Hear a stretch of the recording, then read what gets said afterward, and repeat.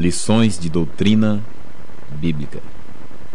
Autor: Pastor Norberto Santandréia. A Bíblia. Qual a origem e o significado da palavra Bíblia? Resposta: a palavra Bíblia deriva-se de um vocábulo grego que significa livros. Como podemos dividir a Bíblia?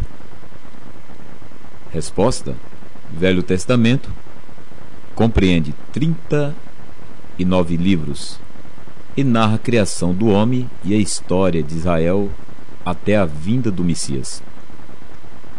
Novo Testamento compreende 27 livros e narra a vinda do Messias, sua vida, morte e ressurreição, a história do início da igreja cristã e ensinos e profecia a respeito da segunda vinda de Cristo.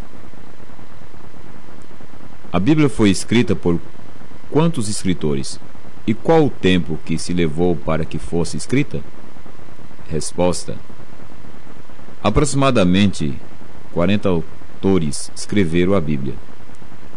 Foram gastos em torno de 16 séculos, 1600 anos, para que toda ela fosse escrita. Por que dizemos ser a Bíblia a palavra de Deus? Resposta: porque a sua linguagem é humana, porém os seus ensinos são divinos. Os escritos da Bíblia foram servos de Deus, homens chamados por Deus para registrar a revelação do próprio Deus. Leia 2 Pedro, capítulo 1, versículo 21. Todas as Bíblias são iguais? Resposta: a Bíblia dos evangélicos possui 66 livros, que são chamados canônicos, ou livros cuja inspiração divina é comprovada e certa. Já a Bíblia católica possui os mesmos 66 livros que se encontra na Bíblia evangélica, e possui no Velho Testamento mais 7 livros chamados apócrifos, ou livros que não são considerados inspirados. Esses livros não são considerados inspirados por Deus pelas seguintes razões. Primeiro, Jesus não faz referência a eles em nenhuma parte de seus sermões. Segundo, os apóstolos não faz referência a eles em nenhuma parte dos seus escritos.